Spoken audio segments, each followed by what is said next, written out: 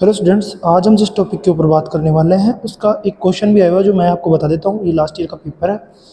Last year 2025 का paper है। Rajasthan university 2025 का बॉटनी का पेपर है। ठीक है, ये 2025 का पेपर है और इसमें जो क्वेश्चन आया हुआ है वो है right A detail note on fluid mosaic model of plasma membrane with the help of suitable diagrams. उपयुक्त आरेखों की सहायता से प्लाज्मा जेल लिखे फ्लूइड मोज़ेक मॉडल पर विस्तृत टिप्पणी लिखी। तो आपको इसको कैसे सोल्व करना होता है, इसका जवाब कैसे देना होता है वो तो चलिए फिर शुरू करते हैं। Fluid mosaic model of plasma membrane. Plasma membrane का जो फ्लूइड मोज़ेक मॉडल है वो दिया था सिंगर एंड निकोलसन ने 1972 में। सिंगर एंड निकोलसन 1972 में। बट प्लाज्मा मेम्ब्रेन की जो खोज है वो भी मैंने लिखा है क्रेमर एंड नेगेली ने 1855 में की थी। 1855 प्लाज्मा मेम्ब्रेन बनी हुई किसकी होती है? तो प्लाज्मा मेम्ब्रेन बनी हुई होती है लिपोप्रोटीन की। किसकी बनी हुई होती है? लिपोप्रोटीन की। Lipoprotein means lipid and protein. Lipid and protein. Lipid कितना होता है? तो लिपिड 40 to 60% के बीच में होता है और मैक्सिमम टू मैक्सिमम उसके अंदर प्रोटीन का अमाउंट होता है। 60% के आसपास प्लाज्मा मेम्ब्रेन में प्रोटीन पाया जाता है। देन उसके बाद में बात कर लेते हैं कि फ्लूइड मोज़ेक मॉडल में इन्होंने क्या बताया। तो फ्लूइड मोज़ेक मॉडल में इन्होंने बताया है, जैसे नाम से पता चलता है कि जो प्लाज्मा मेम्ब्रेन है उसकी जो स्ट्रक्चर है वो थोड़ी सेमी फ्लूइड टाइप की होती है, मतलब वो फ्लूइड फैशन में व्यवस्थित रहते हैं। तो इसमें क्या क्या होता है? तो मैंने अभी भी बताया है कि इसमें लिपिड और प्रोटीन्स रहते हैं। तो व्यवस्थित कैसे रहता है? तो वो सेमी लिक्विड पोजीशन में व्यवस्थित रहते हैं। जैसे कि मैंने यह स्ट्रक्चर समझाया कि यहाँ जो लिपिड होते हैं वो लिपिड बाइलेयर में व्यवस्थित रहते हैं। लिपिड की बाइलेयर पाई जाती है। लिपिड की जो अगर मैं स्ट्रक्चर यहाँ बताना चाहूँ तो लिपिड की स्ट्रक्चर में लिपिड का हेड होता है एंड टेल होती है। लिपिड का जो हेड होता है वो हाइड्रोफिलिक होता है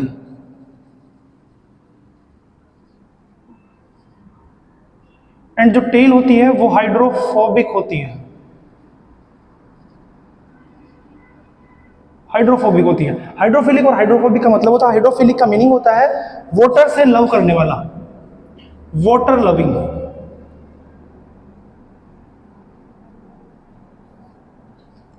एंड जो हाइड्रोफोबिक होता है वो वाटर रिपेलेंट होता है।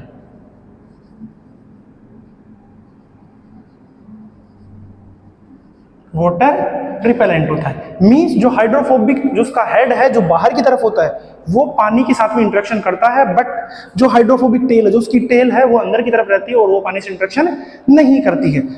तो मैंने यह बताया है कि जो feature of plasma membrane according to singer and nicolson. तो उन्होंने बताया कि जो प्लाज्मा मेम्ब्रेन होती है वो सेमी फ्लूइड मैनर में व्यवस्थित रहते हैं। इसके अंदर लिपिड जो मॉलिक्यूल्स होते हैं वो सेमी लिक्विड कंडीशन में लगे रहते हैं। लिपिड मॉलिक्यूल्स के बारे में मैंने बता दिया कि उसकी एक हेड होती है और एक टेल होती है। देन उसके बाद लिपिड के बाद में इसमें आते हैं प्रोटीन्स। जो प्रोटीन्स होते हैं वो इस प्लाज्मा मेम्ब्रेन के अंदर पूरी जो इसका मेन फ्रेमवर्क बना हुआ होता है वो बना हुआ होता है लिपिड्स का। देन लिपिड्स बाइलेयर का बना हुआ होता है। जो ये लिपिड बाइलेयर होते हैं इसके अंदर ही प्रोटीन्स लगे हुए रहते हैं। प्रोटीन्स कैसे लगे हुए रहते हैं? तो जैसे एक समुद्र में आइलैंड्स लगे हुए होते हैं वैसे ये आइलैंड्स लगे हुए वैसे ये प्रोटीन्स लगे हुए रहते हैं। और ये प्रोटीन्स अपनी इस जो पोजीशन होती है उसको बार बार में चेंज करते रहते हैं। इवन ये जो लिपिड मॉलिक्यूल्स है ये भी अपनी पोजीशन को इस मेम्ब्रेन में, क्योंकि ये सेमी फ्लूइड होती है तो अपनी पोजीशन को बार बार में चेंज करते रहता है। इसीलिए इस जो स्ट्रक्चर है इस स्ट्रक्चर को बोला गया है मोज़ेक स्ट्रक्चर। वो मतलब मोज़ेक स्ट्रक्चर उन स्ट्रक्चर्स को बोला जाता है जो अपनी पोजीशन को बार बार में बदलती रहती है। उनका कोई पैटर्न डिसाइडेड नहीं रहता। जैसे ऐसे कि कोई स्ट्रक्चर है उसमें कोई पैटर्न डिसाइडेड नहीं है तो उस पैटर्न को बोला जाता है मोज़ेक पैटर्न। तो इस पैटर्न में भी चूंकि जो प्रोटीन्स हैं और जो लिपिड्स हैं वो अपनी पोजीशन बार बार में बदलते रहते हैं, इसलिए इसकी संरचना भी बार बार में बदलती रहती है। इसीलिए इस मॉडल को बोला गया है फ्लूइड मोज़ेक मॉडल। फ्लूइड बोला गया है क्योंकि जो लिपिड मॉलिक्यूल्स होते हैं वो सेमी फ्लूइड मैनर में अरेंज रहता है। जो प्रोटीन्स रहते हैं वो मोज़ेक फैशन में अपनी जो पोजीशन होती है उसको बार बार में चेंज करते रहते हैं। इसीलिए इस मॉडल को बोला गया है फ्लूइड मोज़ेक मॉडल। देन हम बात कर लेते हैं इसके प्रोटीन्स की। प्रोटीन्स होते हैं दो टाइप के होते हैं, एक्सट्रिंसिक प्रोटीन और इंट्रिंसिक प्रोटीन।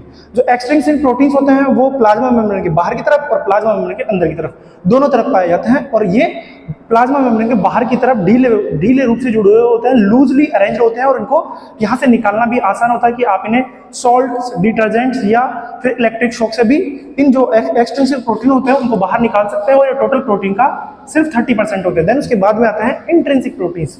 जो इंट्रिंसिक प्रोटीन्स होते हैं वो टोटल प्रोटीन का 70% भाग होते हैं। और ये प्लाज्मा मेम्ब्रेन में आर पार गए हुए होते हैं। जैसे कि मैंने यहाँ कुछ प्रोटीन्स को शो किया है, एक तो ये वाला और एक ये वाला। ये दोनों प्रोटीन इंट्रिंसिक प्रोटीन्स है। जो इंट्रिंसिक प्रोटीन्स होते हैं वो आर पार गए हुए होते हैं। उसके दो भाग होते हैं, एक जो इस प्लाज्मा मेम्ब्रेन के बाहर की तरफ होता है और ये दोनों बाहर की तरफ वाले हिस्से हैं, और एक जो प्लाज्मा मेम्ब्रेन के जो बीच वाला हिस्सा होता है। जो प्लाज्मा मेम्ब्रेन के बीच में जो इस प्रोटीन का हिस्सा होता है वो होता है हाइड्रोफोबिक,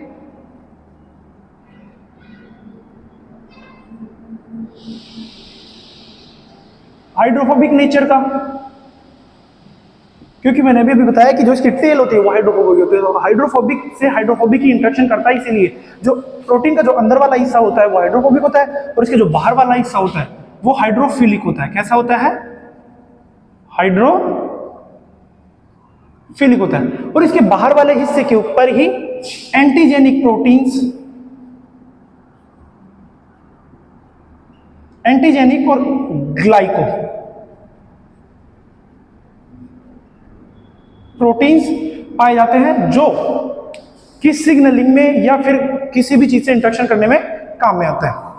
ये दोनों मैंने बता दिए हैं। देन इसके बाद में आता है कि ये आप लोगों को इसका डायग्राम बनाना पड़ेगा वहां, उसके बाद में आप लोगों को डायग्राम बनाना पड़ेगा ये बताने के बाद में, और उसके बारे में थोड़ी बहुत थ्योरी लिख सकते हो कि इसकी स्ट्रक्चर कैसी होती है। देन फ्लूइड मोज़ेक मॉडल को एक्सप्लेन करने के बाद में आपको बताना हुआ कि उस फ्लूइड मोज़ेक मॉडल में जो केमिकल कंपोजिशन अपन ने बताया, जैसे लिपिड्स एंड प्रोटीन्स बताए, तो लिपिड एंड प्रोटीन्स कौन कौन से वहाँ पाए जाते हैं। तो अपने को बताना है कि जो लिपिड्स होते हैं वो 20 to 70% वहाँ पाए जाते हैं, मॉडल में पाए जाते हैं। देन लिपिड्स में कौन कौन से लिपिड्स पाए जाते हैं? Phospholipid, glycolipid and cholesterol. Phospholipid वो लिपिड होते हैं जिनके ऊपर फॉस्फेट ग्रुप चिपका हुआ होता है। ग्लाइकोलिपिड वो ग्रुप होते हैं जिनके ऊपर कार्बोहाइड्रेट चिपके हुए होते हैं।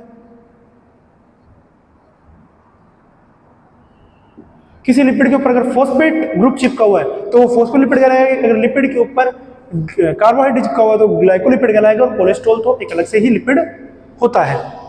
बट यहाँ में एक बात बताने की है कि जो प्लाज्मा मेम्ब्रेन होती है, जो आउटर मेम्ब्रेन होती है, उसमें फॉस्फोलिपिड, ग्लाइकोलिपिड एंड कोलेस्ट्रॉल पाया जाता है। बट जो अंदर वाली मेम्ब्रेन होती है, जैसे माइटोकॉन्ड्रियल मेम्ब्रेन हो गई, न्यूक्लियर मेम्ब्रेन हो गई, एंडोप्लाज्मिक रेटिकुलम की मेम्ब्रेन हो गई, तो इन सभी मेम्ब्रेन्स में फॉस्फोलिपिड ही पाया जाता है। यहाँ पे ग्लाइकोलिपिड और कोलेस्ट्रॉल की अमाउंट बहुत ही कम होती है। तो मैंने यहाँ पे लिख दिया कि only phospholipids are present in internal membranes like mitochondria, chloroplast and nucleus.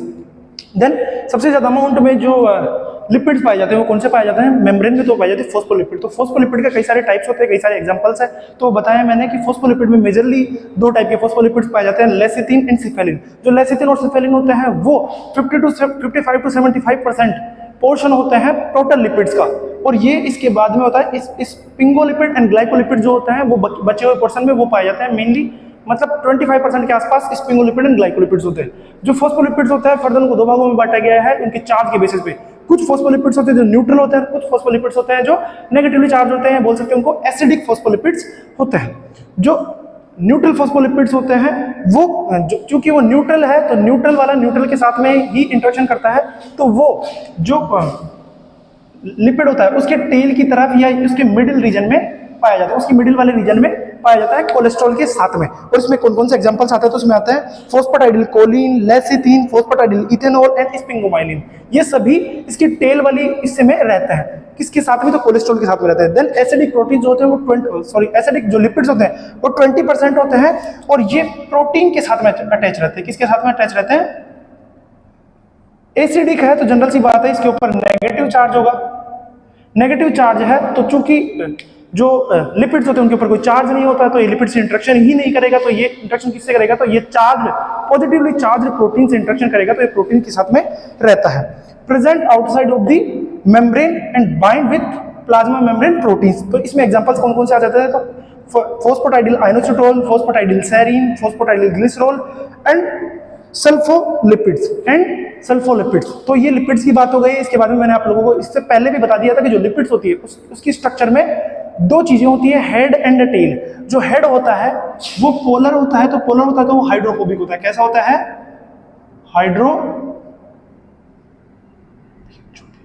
Hydrophobic, जो कि H2O से रिएक्शन करता है, H2O से रिएक्शन करता है, इसीलिए बाहर की तरफ होता है। इसीलिए मेम्ब्रेन का जो बाहरी वाला हिस्सा होता है वो वाटर के कांटेक्ट में होता है, वाटर से इंटरेक्शन करता है। बट जो उसका टेल वाला हिस्सा होता है वो होता है हाइड्रोफोबिक। वो कैसा होता है?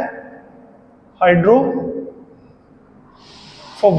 और ये किसी भी किसी भी प्रकार से वाटर से इंटरेक्शन नहीं करता है। ये वाटर से इंटरेक्शन नहीं करता है तो इंटरेक्शन किससे करता है? तो ये हाइड्रोफोबिक मॉलिक्यूल्स से ही इंटरेक्शन करता है, हाइड्रोफोबिक मॉलिक्यूल से इंटरेक्शन करता है। इसलिए प्लाज्मा मेम्ब्रेन को सिर्फ हाइड्रोफोबिक मॉलिक्यूल्स ही पार कर सकते हैं। हाइड्रोफिलिक मॉलिक्यूल्स प्लाज्मा मेम्ब्रेन को पार करके नहीं जा सकते हैं। इसीलिए बोला जाता है कि जो लिपिड कंटेंट होता है वो प्लाज्मा मेम्ब्रेन की परमिएबिलिटी को भी कंट्रोल करता है। देन उसके बाद में हमें बताना पड़ेगा कि उसमें जो पाए जाने वाले प्रोटीन्स है वो कैसे रहते हैं। तो मैंने अभी भी आपको बताया कि प्रोटीन दो टाइप के होते हैं, पेरिफेरल एक्सटेंसिव प्रोटीन और इंटीग्रल और इंट्रिंसिक प्रोटीन। जो पेरिफेरल प्रोटीन होते हैं वो भी मैंने बताया कि वो 30% होते हैं। कितने परसेंट होते हैं? 30%। और इंटीग्रल प्रोटीन होते हैं वो होते हैं 70%। जो पेरिफेरल प्रोटीन होंगे वो पेरिफेरी पे यानी कि आउटसाइड ऑफ द बाइलेयर पाए जाएंगे कि जो बाइलेयर होती है प्रोटीन की, लिपिड की जो बाइलेयर होती है उसके बाहर की तरफ रहता है, जैसे मैंने अभी भी डायग्राम से बताया। तो लिपिड की बाइलेयर के बाहर की तरफ होता है, जबकि जो इंटीग्रल प्रोटीन होते हैं वो लिपिड की बाइलेयर के अंदर धसे हुए होते हैं, अंदर धसे हुए होते हैं।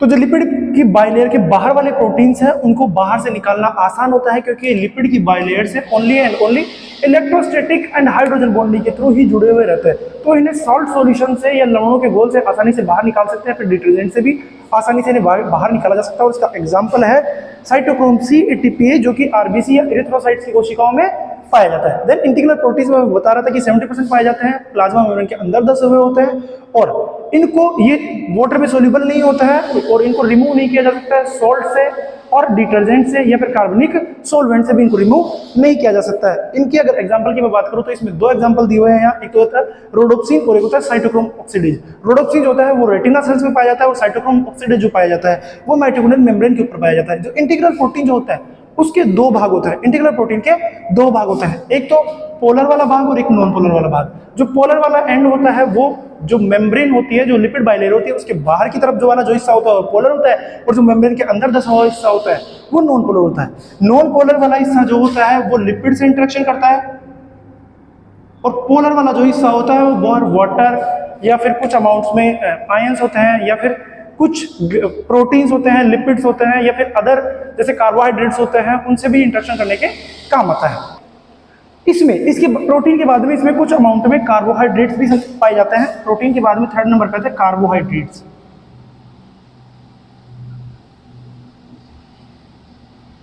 कार्बोहाइड्रेट का जो प्रतिशत होता है वो 3 से लेकर 7% तक और कहीं कहीं पे लिखा हुआ है कि 10% तक भी कार्बोहाइड्रेट पाया जाता है। जैसे कि मैंने बताया कि कार्बोहाइड्रेट्स प्रोटीन से ही जुड़े हुए होते हैं, जिसमें जो प्रोटीन से कार्बोहाइड्रेट जुड़ते हैं तो उसको बोलते हैं ग्लाइकोप्रोटीन।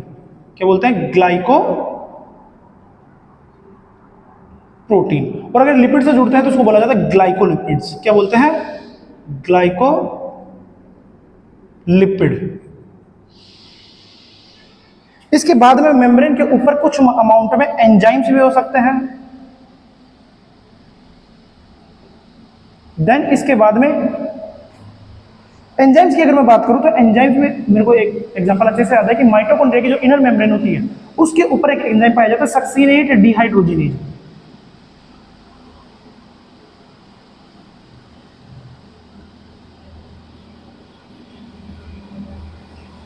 जो कि एक क्रेब्स साइकिल का एंजाइम होता है। देन इसके बाद में इसमें कुछ आयंस भी पाए जा सकते हैं। मेम्ब्रेन में आयंस भी हो सकते हैं। तो आयंस कौन कौन से होते हैं? तो आयंस जैसे पोटेशियम हो गया, सोडियम हो गया, हाइड्रोजन आयन हो गया, ये सभी आयंस भी मेम्ब्रेन के अंदर पाए जा सकते हैं। देन मेम्ब्रेन की स्ट्रक्चर इसमें कंप्लीट हो जाती है। जो हमने फ्लूइड मोज़ेक मॉडल बोला था वो मॉडल पूरा समझा दिया। उस मॉडल के अंदर जो पाए जाने वाले प्रोटीन्स है, लिपिड्स है, उनकी केमिकल कंपोजिशन हमने बता दिया है। केमिकल कंपोजिशन में कार्बोहाइड्रेट, एंजाइम्स और आयंस की भी बात कर ली है। आई होप अगर आप ऐसा लिख के आएंगे तो आपको फुल टू फुल मार्क्स मिलेंगे और मैं उम्मीद करता हूँ कि आप डायग्राम बनाने के बाद में ऐसे ही लिख के आए, इसके अच्छे से समझा के आए, थ्योरी कम से कम लिखे, जिससे आपको ज़्यादा से ज़्यादा बेनिफिट मिल सके। Thank you. अगर आपने पूरा वीडियो देखा है तो चैनल को सब्सक्राइब जरूर कीजिएगा।